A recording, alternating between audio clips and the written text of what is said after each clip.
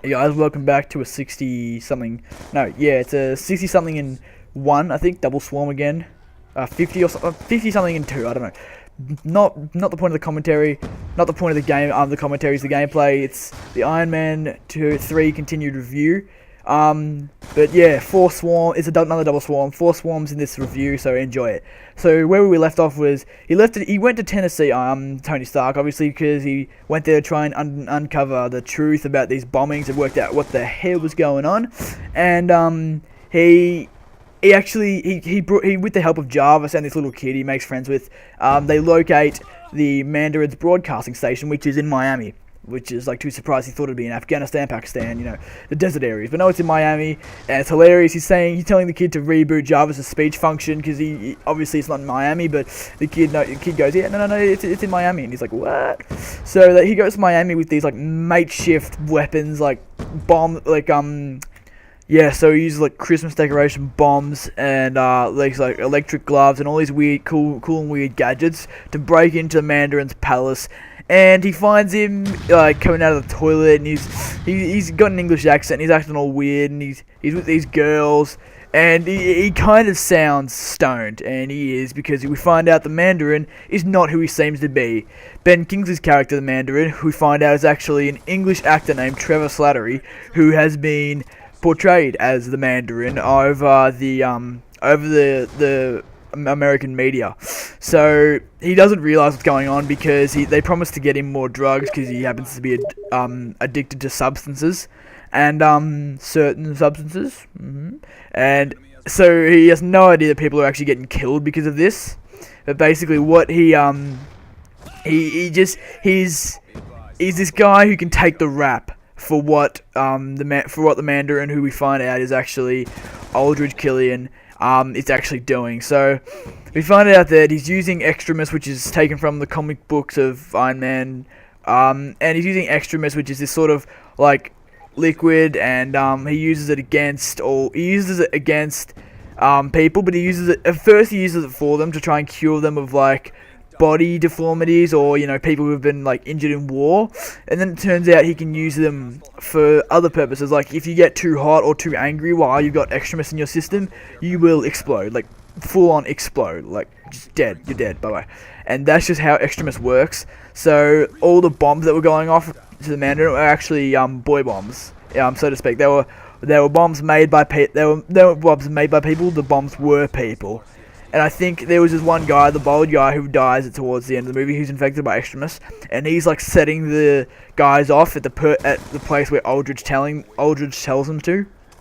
So basically, find out Aldrich Killian is way more advanced. He's got this terror plot that takes a lot of time for Tony Stark to sort of uncover and find out the actual truth, and he does sort of put the pieces together with the Extremis. When Ben Kingsley's character, or Trevor, tells Stark that he's working for Aldrich Killian, and he's like, oh, you ought to be kidding me, not him. So he works out that he's the reason that all this is happening, that he is the real Mandarin.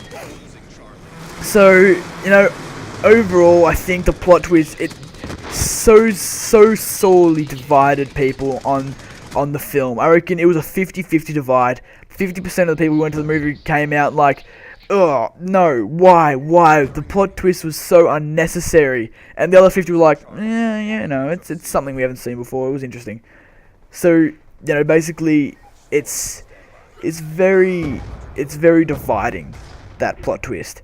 To me, at first, I hated it. I was like, no, I'm never going to see this again. I can't stand this anymore. And then after watching it a couple more times, I was like, well, it's not that bad. I mean, Aldrich Killian, after you see what happens to him at the start of the movie, Tony Stark completely ditches him on the roof when he's like all crippled and not really, strong and like in shape because of the Extremis. Like it kind of makes sense why he would want to take revenge back on Stark, but in the same sense, because of all the promos about the Mandarin and how we see how Ben Kingsley's character is portrayed all over the media, it kind of makes you forget that first scene, forget all the stuff that happens to Aldrich Killian, and even if it made you forget Tony Stark's quote, Tony Stark's quote in the start of the movie, which he says I had just made demons. So that kind of gives it away that Killian is, the main protagonist, but you really don't remember that until you go back and watch again. You're like, oh yeah, that kind of gave it away from the start. My bad. But yeah, so that really, it's a dividing point. If somehow this movie was a YouTube video, 50% of them would be dislikes and 50% of them would be likes. That's how it would go. Because honestly, I feel very bad for the producers and the writers. I think at first they would have thought, this is great, they'll never see it coming, but because Ben Kingsley's performance is so compelling and he's such a compelling villain that it really sort of makes us not want that twist to happen. It wants us to believe that that Ben Kingsley's character is the real Mandarin, and not to say that he doesn't put on terrific performance, because he does, as does Guy Pearce as Aldrich Killian. I always get those mixed up, Aldrich Killian and Aldrin Killian. It's a really confusing name. I don't even know why. But yeah, so I feel bad, but at the same time, the movie did get some good reviews, a lot of good reviews actually. So that was good. It was overall good. I mean, it had the best balance, I think, of the Iron Man movies. It had way more comedy in this movie. There was a lot of comedic points in this movie. Like, for example, when Jarvis is when they're reviving the Mark 42 suit with with jumper cables from electricity, and the kid who's helping Tony, he basically gives the phone to Jarvis, and Tony goes, "How's it doing, Jarvis?" And he's like, "Oh, it's fine, sir, except for at the end of every sentence I say the wrong cranberry." And he's meant to say, of course, the wrong word, but of course, he's ended the sentence, so he said cranberry. It's just funny little quirky bits of humour, and I think that really made a lot of people didn't like the amount of humour that was in the movie, but I was really for it. I think it really did make it feel like an Iron Man movie, because an Iron Man movie is not serious. I mean, at what point is Tony Stark a real serious character? He's always messing around, just screwing with you. So there's a good balance of comedy and action and and I want to say romance, but there's not really much romance at all in this movie. More like intimate, like we get to see how Tony Stark and Pepper's relationship is going. And of course the fact that we see Pepper Potts in a bikini or a sports bra, so that really gave the movie some ratings. I'm just kidding, of course, but we do see it, so it is what it is. But yeah, I think it had the best balance of the three movies, which is something I honestly didn't expect. I thought, because the Mandarin's like the main protagonist in Iron Man in the comics, it's Spider-Man's the Green Goblin, it's Batman's the Joker, it's Iron Man's the Mandarin. And so I thought that it wasn't going to be as funny, and as it didn't have as much. I didn't think it was going to have much comedic value as it did. So that was really impressive. That was a real surprise to see.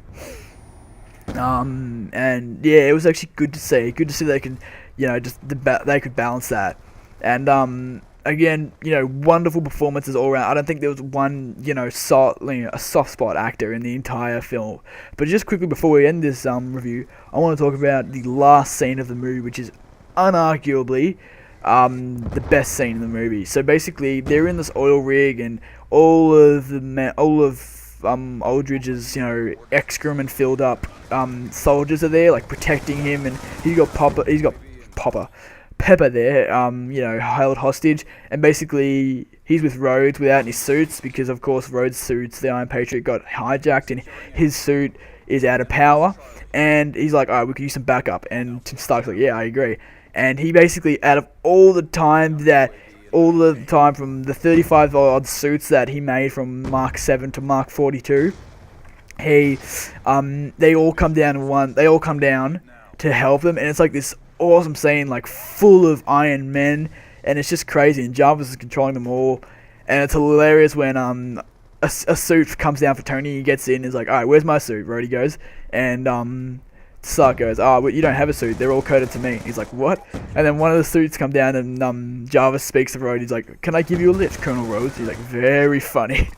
So it's just a really good scene, so much action, that was enough action for the entire movie. That scene, all Iron Man, and finally Aldrich getting killed by Pepper, who got excrement filled up. But then at the end, Tony fixes Pepper, and he basically fixes himself. He gets all the shrapnel removed that's trying to enter his heart, and he gets the vibranium reactor removed.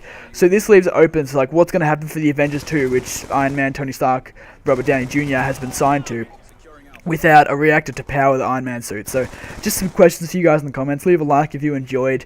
What do you think the future of Iron Man and the Avengers 2 is? I'm sure he'll be in it. I think it's not an Avengers movie without Iron Man. But please leave a like if you enjoyed, subscribe if you're new, and I'll catch you guys later. Alright, see you guys. Bye.